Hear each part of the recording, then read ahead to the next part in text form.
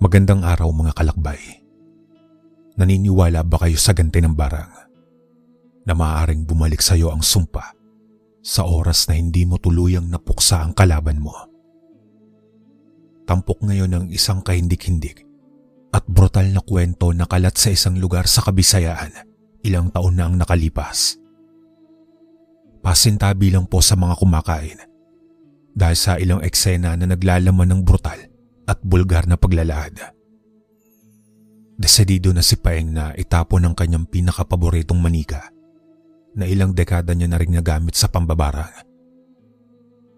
Kilala siya sa kanilang lugar dahil sa kanyang angking galing sa panggagamot at hindi maikakailang marami na rin siyang natulungan. Gayon pa mang kaakibat ng biyayang ibinigay sa kanyang makagamot sa kapwa, ay kilala rin siya bilang mabagsik at malakas na mambabarang. Katunayan niyan ay hindi na mabilang sa kanyang kamay kung ilan na ang napatay niya mula sa mga taong nais ipakulam ang sinumang nagkasala sa kanila. Hawak-hawak ni Paeng ang kanyang manika o iyong tinatawag sa Ingles na budodal.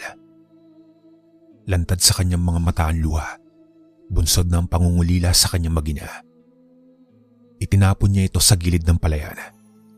Kahit labag man sa kalooban, ay nagawa niya ito dahil iyon ang dahilan kung bakit nahiwalay sa kanya ang kanyang mag-ina.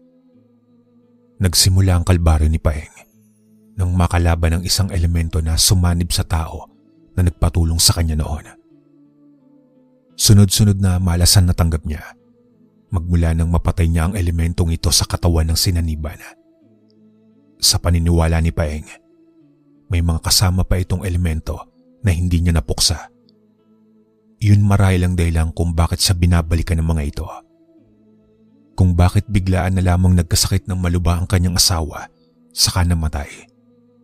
Kung bakit ipinampo niya ang nag-iisa niyang anak na babae sa malapit niyang pinsan upang protektahan ito at hindi na madamay sa tila sumpa na ibinalik sa kanya. Naisip ni Paeng upang hindi naman umbalik sa kanyang alaala ang pangungulila, ay mabuti pang sunugin niya ng lahat ang gamit na magpapaalala sa kanyang nakaraan na may kinalaman sa kanyang pambabarang. Maging ang panggagamot at pagtulong sa kapwa ay hindi niya na rin binalikan. Mula sa akin naluluklok ang dampa na malayo sa Kabiasnan ay nananahan ng isang babae na nasa edad 29. Siya ay walang iba kundi si Consita. Hindi kataasan ang kanyang laki at tila napabayaan na ang sarili dahil sa hindi kaaya-aya sa mata ang itsura nito. Mahaba at maitim ang kanyang mga kuko, buwag-gagambok at maitim ang ilalim ng mga mata. Puno rin siya ng galos at peklat sa katawan. Tahimik lamang siyang nakatungay sa bintana ng kanyang maliit na bahay na yari naman sa tuyot na pawid. Nakatingala lamang siya sa langit. Mula sa kanyang kinauupuan ay kung saan-saan naglalakbay ang kanyang diwa. Hanggang sa isang malakas na putok ang bumasag sa katahimikan niya dahilan upang magbalik siya sa wisyo. Mula ang putok na iyon sa fireworks sa bayan. Pista kasi ng mga panahong iyon. Aliw na aliw siya sa iba't ibang kulay na sumasabog sa alapahap. Kasabay nito ay ang kurot sa kanyang puso. Doon niya naalala ang kanyang ina na nooy kasama niya sa panonood ng fireworks display. Sariwa pa rin sa kanya ang nararamdamang pangungulila sa ina. Mag-isa na lang kasi sa buhay si Consita, palibasa ay maagang naulila. Ang tanging nagpalaki sa kanya ay ang kanyang kinikilalang ina na si Lusing, na walang awang pinatay at sinunog ng mga tao mula sa bayan noong siya ay 9 na taong gulang pa lamang. Sa pangyayaring ito kaya pinili niyang mamuhay malayo sa mga tao sapagkat kakaiba siya. Nananalaytay sa kanya ang dugo ng isang mambabarang. Bagay na ngayon unti-unti na niyang napapag-aralan. Napakailap ni Consita sa tao. Nakabinbin sa kanya ang puot sa mga ito simula noong mapaslang ang kanyang nanang Lusing. Isang kalabugang umagaw sa atensyon niya mula sa kanyang kusina. Napalingon siya sa pinagmula ng ingay. Nanlaki naman ang kanyang mga mata kasabay ng marahang pagngisi ng kanyang bibig. Sumingot-singot siya at marahang tumayo mula sa kinauupuan na tila asong naghahanap ng masisila. Dinala siya ng kanyang pangapa sa kusina hanggang sa isang nilalang ang bumungad sa kanya. Isang itim na pusa na naghahanap ng makakain sa lungga niya. Isang mabagsik na titig ang iginawad niya rito, kasabay ng hindi maipaliwanag na salita na namumutawi sa kanyang bibig.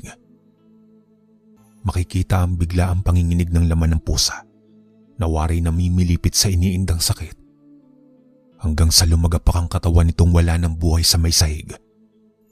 Kaagad namang kinuha ni Consita ang kanyang patalim na nakapatong sa lamesita. Ilang saglit lang ay isang malakas na puwersa ang pinakawalan niya nang hatawin ang leeg ng pusa gamit ang patalim. Kaagad ding humiwalay ang ulo ng pusa. Sumirit ang masaganang dugo nito sa lupa na kaagad dinalawan ni Consita.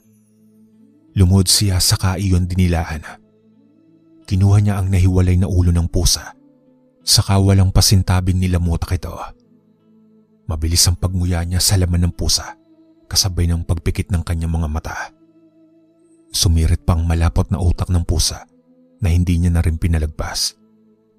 Nilalasap niya ng mabuti at linanamnam ito. Duguhan ang kanyang bibig.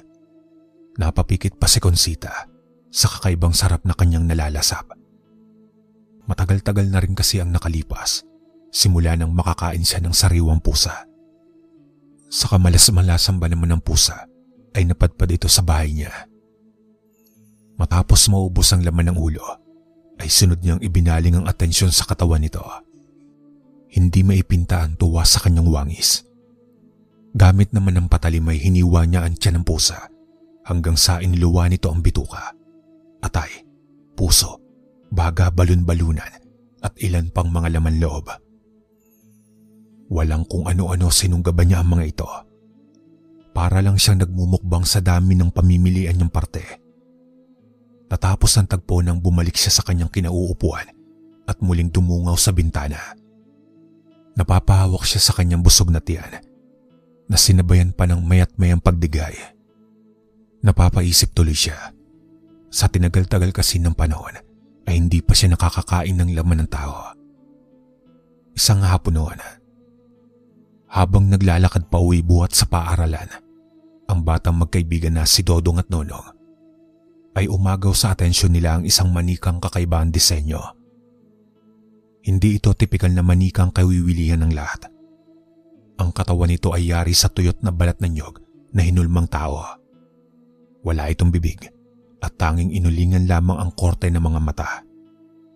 Naengganyo naman itong sinonong kaya agad niya itong dinampot saka ay pinasok sa kanyang bag. Lubog na ang araw at makikitang bilog na bilog ang medyo madugong kulay ng buwan.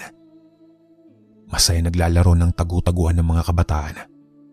Saktong Sabado kinabukasan at walang klase. Dalawa roon ay sina Dodong at Nonong.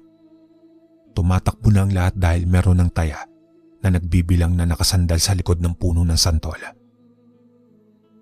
Pagbilang kung 10, nakatago na kayo. 1, 2, 3. Magkasamang kumaripas ng takbo si Nonong at Dodong papasok sa loob ng kakahuyan. Habang tumatakbo ay naintriga si Dodong nang mapansin ang nakausling kamay ng manika sa likod ng maong na short ni Nonong kaya napahinto ito. Uy Nonong, bakit bulsa-bulsa mo yung manika? Huminto rin si Nonong upang sagutin ang kaibigan. Gusto ko lang siyang isama, tsaka baka itapon sa bahay ni nanay eh. Tugon naman ito. Hindi talaga maganda ang kutob ko sa manikang yan. Nakakatakot ang itsura. Agad na segunda ni Dodong. Inilabas naman ni Nonong ang manika mula sa kanyang bulsa. Saka muling ipinakita ang kabuuan nito sa kaibigan. Huwag kang matakot sa kanya, Dong. Mabait siya. Hinding-hindi niya tayo sasaktan. Turan ni Nonong na mas ikinawirdo ni Dodong. Nagkatinginan naman ang dalawa nang makarinig ng kaluskos ng dahon. Kaagad na ibinalik ni Nonong sa bulsa ang manika. Muli silang kumaripas ng takbo upang maghanap ng matataguan. Ilang saglit pa sa di maipaliwanag na dahilan ay ramdam nilang tila hindi sila tumigil sa pagtakbo. Gustuin man nilang huminto, subalit otomatikong gumagalaw ang kanilang mga paa. Hanggang sa makikitang tumatakbo sila nang hindi man lang sumasahid ang mga paa sa lupa. Para silang namemerismo na pakaipunta ng kung saan. Tila nawawala na sila sa kanilang sarili. Mahigit kalahating oras silang tumakbo na kakatuwang hindi nila alam ang eksaktong pupuntahan. Nahinto ang dalawa sa kakatakbo nang bumungad sa kanila ang isang maliit na kubo na napapaligiran ng kakilakilabot na kasangkapan. Dominante sa palibot nito ang iba't ibang bungo ng hayop. Kaya namang gumuhit ang takot sa mukha ng magkaibigan nang magbalik ang kanilang mga diwa. Grabe ang hingal nilang dalawa na pinipilit habulin ng hininga. Napasandal sila sa malaking puno na kaharap ng kubo upang sandaling makapagpahinga. Matapos makondisyon ng mga sarili, ay hinayaan nilang pagmasdan ng kabuuan ng kubong hinintuan nila. Sa hindi maipaliwanag na dahilan, ay tila inaakit sila ng bahay na iyon. Maya-maya pa ay makikitang nakatulala na lamang ang magkaibigan habang nakabuka ang mga bunganga. Dilat na dilat ang kanilang mga mata na marahang naglalakad papasok sa misteryosong kubo. Matalim ang titig ni Conchita sa dalawang bata na basta-basta na lamang pumasok sa kanyang dampa. Nakatulala ang mga ito at nananatiling nakabuka lamang ang bibig. Kagad namang rumigidon ang dibdib ni Conchita sa tinding galit. Umiikot ang mga mata ng bata sa paligid ng kanyang bahay habang tila estatwa lamang na nakatayo. Nang mga oras na iyon ay ramdam ni Conchita na mabigat ang presensya na dala ng dalawang bata. Makikita ang paggulo ng langis sa mga bote na nakalagay sa ibabaw ng kanyang lamisita. Ito ang madalas niyang dasalan ng orasyon na itinuro pa sa kanya ng namayapang ina-inahan bilang proteksyon sa mga nakaambang panganib. Hanggang sa ilang mga segundo lang ang lumipas, ay mabagsik na tingin ang ipinukol sa kanya ng dalawang bata nang lumapit ang mga ito sa kanya. Nanlaki ang mga mata ni Conchita nang makitang unti-unting lumutang ang dalawa at hindi na nakasahid ang mga paa sa sahig. Dali-dali siyang sinakal ng mga ito na naroong kakilakilabot na ang itsura. Galit na galit ang mga bata sa kanya.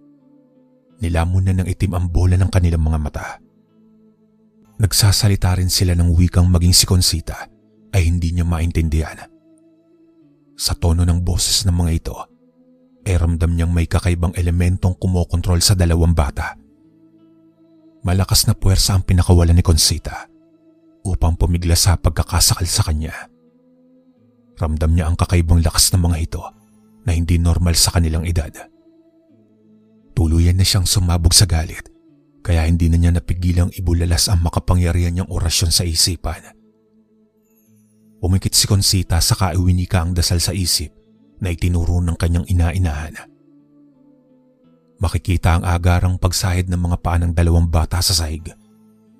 Mula sa itsura nilang galit na galit, ay muli silang napatulala sa kawalan habang nakabuka ang mga bibig. Dumistansya sila kay Conchita. Napahawak naman sa leg si Conchita at bagyang napaubo. Sa puntong iyon ay naglalaro sa isipan niya kung ano ang parusa ang ipapataw niya mula sa dalawang lapastangan na bata. Pero ilang saglit lang ay bigla na lamang siyang naduwal. Ramdam na ramdam niya ang agarang pagbigat ng kanyang pakiramdam. Napahawak si Conchita sa kanyang tiyan na naroong tila pinipiga hanggang sa maramdaman niya ang unti-unting pagkapos ng kanyang hininga. Pinilit niyang titigan ng dalawang bata. Nagulantang siya nang makitang hawak-hawak ng isa ang kakaibang manika. Nakangisi ang bata kasabay ng kakilakilabot na paghalakak nito habang pinanonood siyang nahihirapan. Ginamit ni Conchita ang natitira niyang lakas upang gumapang patungo sa mga ito. Patuloy pa rin siya sa pagduwal hanggang sa maisuka niya ang ilan sa mga maitim na laman na marahil ay mula sa laman ng mga kinain niyang hilaw na hayop. Hindi niya pinalampas ang pagkakataon ng malapitan ng dalawa. Kagad niyang hinawakan ng paa ng mga ito at mula sa bulsa ng kanyang suot na gutay-gutay na blusa ay inilabas niya ang patalim. Sinugatan niya ang paa ng mga ito kung saan mabilis na sumirit ang dugo. Nabitiwan naman ng isang bata ang manika. Tapos ay doon na napawi ang bigat ng pakiramdam na nagpapahirap kay Consita. Nang makondisyon ang sarili, ay dali-dali siyang kumaripas ng takbo patungo sa kanyang kwarto. Saka kinuha roon ng manika ng kanyang yumaong ina-inahan. Nang magbalik si Consita sa kinaroroonan ng dalawang bata, ay nasiyan siya. Malakas na pag-iyak naman ang pinakawalan ng dalawang bata. "Nasaan na tayo, Nonong?" Hysterical na tanong ni Dodong na hindi man lang matandaan kung paano sila napadpad sa lugar na iyon. Tanging pag-iyak lang ang naging tugon ni Nonong. Nang makita naman ang kanyang manika na nakalapag sa sahig, ay kagad niya itong ibinalik sa kanyang bulsa. "Natatakot ako, Dong. Bakit tayo narito? Nasa kakahuyan lang tayo kanina, di ba? Wala rin akong maalala kung paano tayo nakapunta at nakapasok dito." Pagkuwayuwi ka ni Nonong, doon din nila napagtanto na kapwa mayroon silang malalim na sugat sa paa. Dumagundong naman ang dibdib nila nang lumantad sa kanilang inosenteng mga mata ang isang babae na hindi na naising makita ni Numan. Duguan ang mga kamay nito habang nakahawak ng patalim at isang manika. Makikita ang itim na itim nitong mga mata at naglalaway na labi. Hanggang sa nagkatinginan na lamang sina Dodong at Nonong. Nangusap ang kanilang mga mata kung saan dito nabuo ang ideya nilang tumakbo palabas ng kubo upang makatakas. Pero noong akmang tatakbo na sana sila, nang maramdaman ang labis na pagkirot ng kanilang mga sugat sa paa. Napaupo sila sa sahig sa tindi ng sakit. Samantalang sa kabilang banda naman ay hawak-hawak ni Consita ang manikang pambara ng kanyang ina-inahan.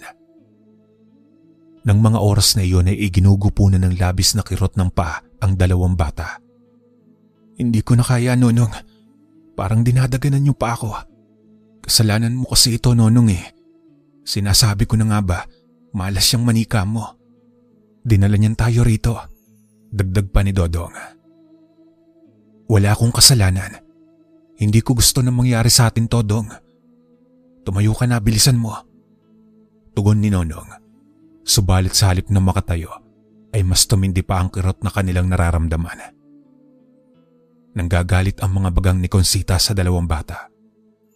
Mula sa dugo sa mga paa ng mga ito ay pinahid niya iyon sa katawan ng manika, saka dinasalan ng wikang hindi maunawaan. Mas hinigpitan niya pa ang pagpisil sa paa ng manika, dahilan upang mas lumakas pa ang palaho ng mga ito. Hindi pa nakontento si Consita at pati kamay ay inikot-ikot nito. Maririnig ang paglagutok ng buto sa braso ng dalawang kaawa-awang bata. Sunod niyang pinagdiskitahan ng ulo ng manika. Nasisiyan naman si Consita sa ganoon tagpo. Lalo ang makipaglaro sa mga bata na walang pakundangang pinasok siya sa kasinaktan. Pinitik-pitik ni Consita ang ulo ng manika. Makikita naman ang pamumuo ng pasa sa mukha ng dalawa na hindi na maipinta sa kanilang mga mukha ang labis na pagdurusa mula sa kamay ng mambabarang. Nang mga oras na iyon, ay muling nanumbalik ang galit ni Consita sa mga tao. Kailanman ay walang kapatawaran ang ginawa ng mga ito sa kanyang kinikilalang ina. Ilang saglit pa matapos pahirapan ng ilang minuto ang kanyang panauhin, ay naisip niyang wakasan na ang buhay ng mga ito.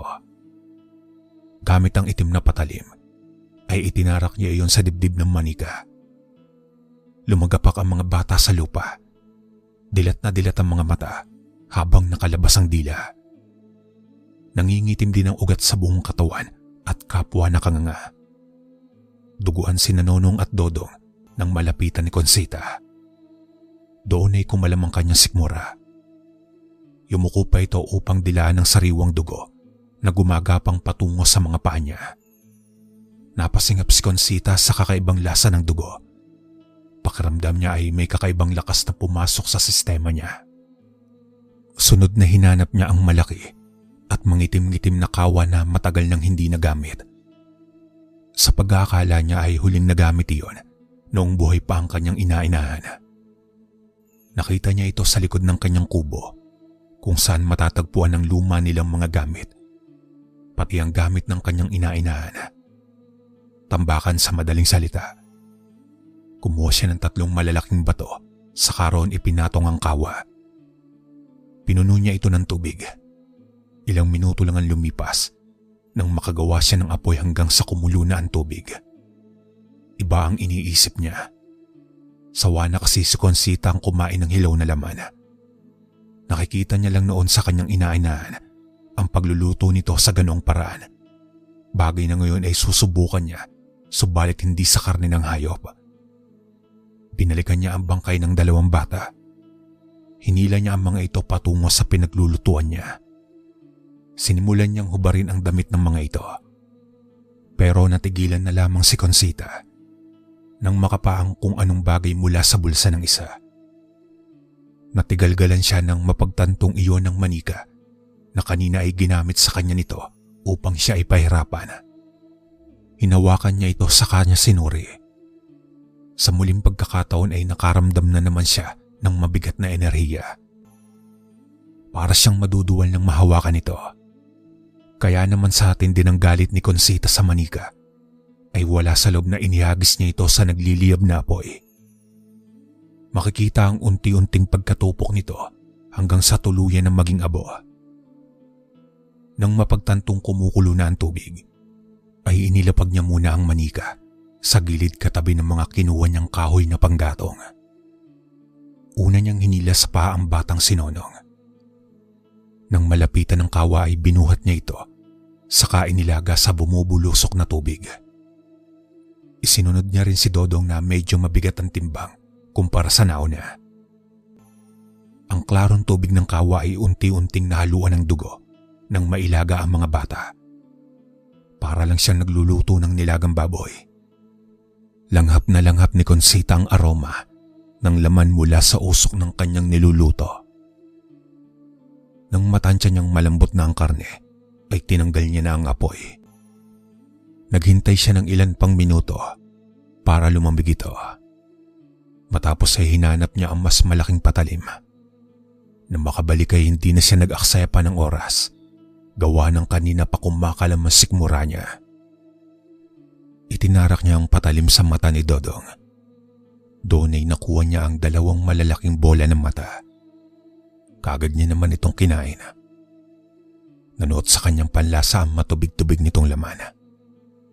Dahan-dahan niya itong ninunguya upang sulitin ang pagkakataong makakain ito. Sa lahat na siguro ng nakain niyang laman ay iyon na ang pinakapaborito niya. Sunod niya namang hiniwa ang dibdib ng bata. Hindi na siya nahirapan gawa ng malambot na ito. Hanggang sa tumambad sa kanya ang baga na kagad niyang nilantakan. Mabilis niya itong naubos sa tindi ng gutom niya. Iba talaga kapag batang-bata ang laman. Manamis-namis ang lasa. Nangingislap ang kanyang mga mata nang maibaling ang atensyon sa puso. Dinakma niya ito sa dibdib ng bata, saka mabilis na kinagat-kagat hanggang sa maubos. Matapos nito ay kinalkan niya ang tiyan ng bata. Una niyang hinila ang bitukan nito. Tapos ay pinagmasdan niya pa ito sa kanyang kamay bago kinain. Hindi niya rin pinalampas ang ilang parte gaya ng atay, balon-balunan at bato. Sa muling pagkakataon ay napadigay siya. Itinabi niya ang natitirang parte, pati na ang isang bangkay upang may makain siya kinabukasan at sa susunod pang mga araw. Matapos ang tagpong ito, ay sunod-sunod na ang mga nabibiktima niyang tao. Sino mang aksidenteng mapadako sa tirahan niya ay tila nahihipnotismo. Gamit ang pambihira niyang husay sa pambabarang, ay madali lang sa kanyang maisakatuparan ang mga ninanais niya. Kagaya sa nauna, ay ganong kabrutal ang sinapit nila sa kamay ni Conchita. Samantala ay isang malaking nilalang ang bumungad sa harapan ni Conchita habang siya ay namamahinga sa kanyang higaan. Mabalahibo ito na doble ang laki ng katawan kumpara sa kanya. Mapula ang mga mata nito.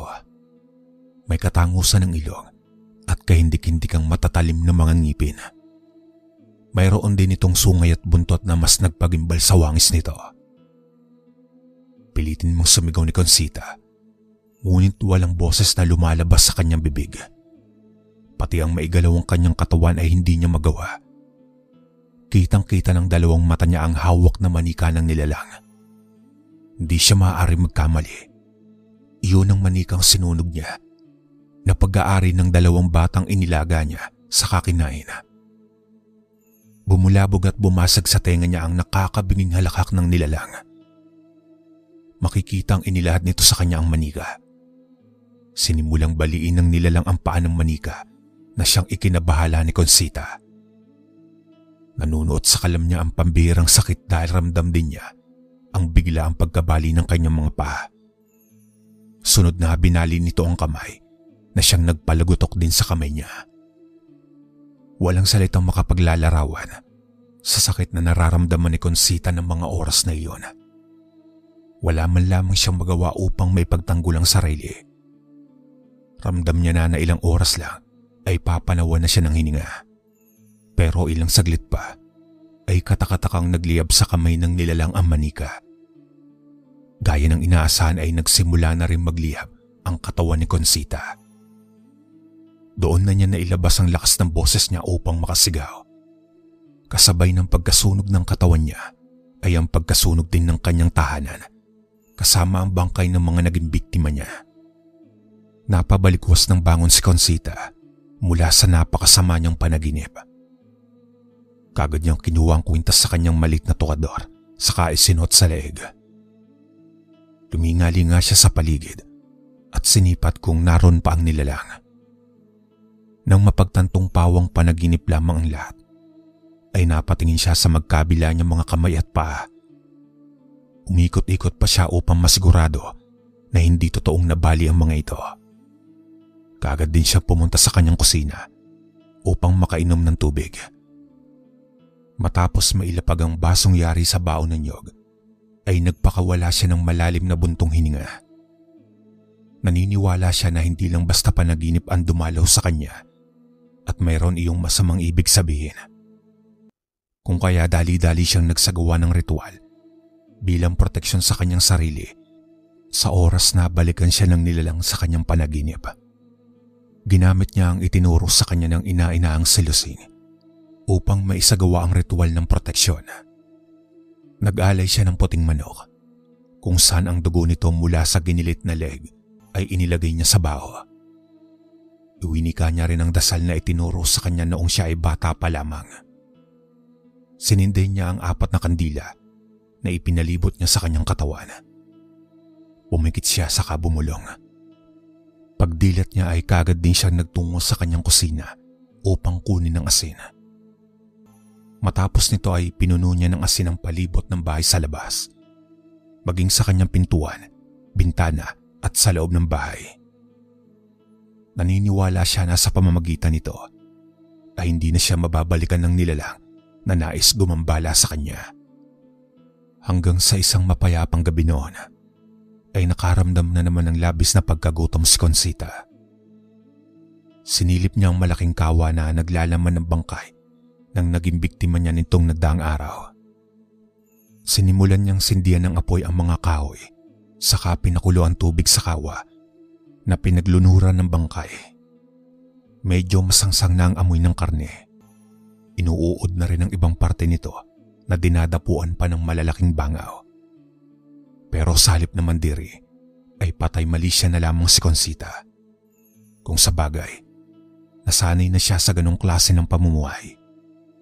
Mabilis niyang sinunggaban ang ilong ng bangkay. Nginuya-nguya niya ito ng mabilis.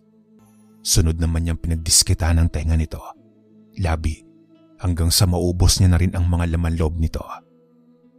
Matapos naman makapaghapunan ay dumiretso siya sa kanyang higaan. Ilang saglit pa ay dinalaw na siya ng antok hanggang sa makatulog siya. Isang malaking nilalang ang bumungad sa harapan ni Conchita habang siya ay namamahinga sa kanyang higaan. Mabalahibo ito na doble ang laki ng katawan kumpara sa kanya.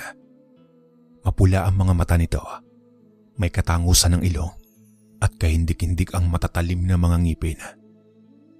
Sa puntong iyon ay sobra na siyang natakot.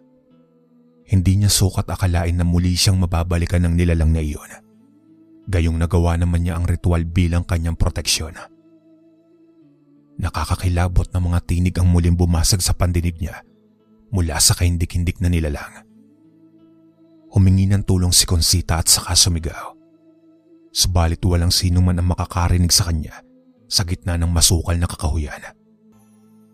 Nanlaki naman ang mga mata ni Conchita nang muli na namang lumitaw sa kamay ng nilalang ang misteryosong manika na pag-aari noon ng batang naging biktima niya.